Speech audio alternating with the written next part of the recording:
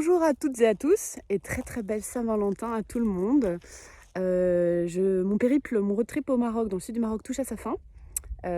Pour l'instant, je suis toujours à Merzouga. C'était le point d'orgue de mon voyage, de passer une nuit dans le Sahara. C'est maintenant chose faite.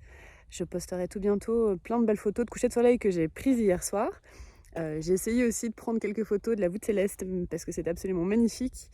Mais ça n'a rien donné, évidemment. Donc voilà, mais c'était très très beau. Il y a très peu de lumière ici, forcément, puisqu'on est un peu excentré, et c'était très beau.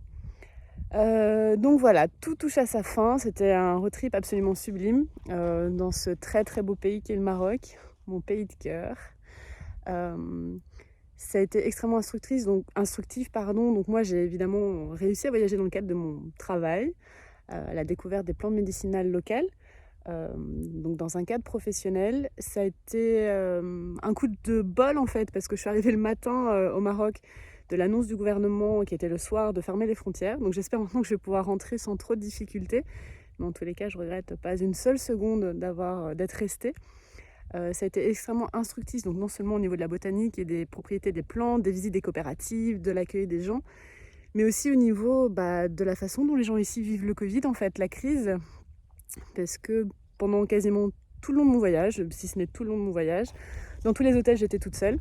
Ils n'ont pas vu ici de touristes depuis quasiment un an, ce qui est absolument catastrophique pour l'économie touristique ici. En France, évidemment, nous sommes aussi touchés, mais nous avons le droit à des aides, ce qui n'est pas forcément le cas ici. On m'a dit en discutant avec des gens que certains préféraient aller en prison, en fait, pour avoir un repas chaud. Donc c'est vraiment très particulier. Donc j'espère, parce que c'est un très très beau pays, que dès que les frontières vont réouvrir, vous en profiterez pour venir visiter ce magnifique pays et du coup contribuer à l'économie locale.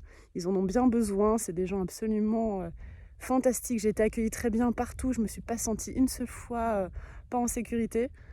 Ils ont vraiment pris soin de moi, ils ont voilà, je me suis sentie très bien tout le long de mon voyage, que ce soit sur les routes, que ce soit dans les petits villages reculés où il n'y avait pas un chat. Voilà, donc à découvrir, à redécouvrir, à aimer, à réaimer beaucoup plus fort. Et puis moi, je vous dis à très vite avec tous les trésors que j'ai ramenés du Maroc du coup.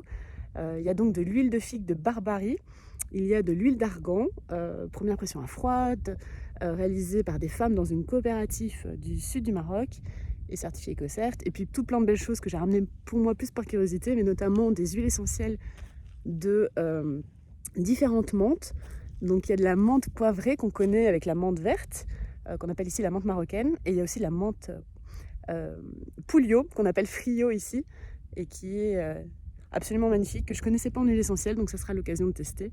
Et puis tout plein d'autres choses. Et voilà, j'aurai peut-être l'occasion d'en parler un peu plus. En attendant, je vous souhaite une très très belle journée. Et je vais continuer de me balader un petit peu dans les dunes avant de repartir. Belle journée à vous. Au revoir.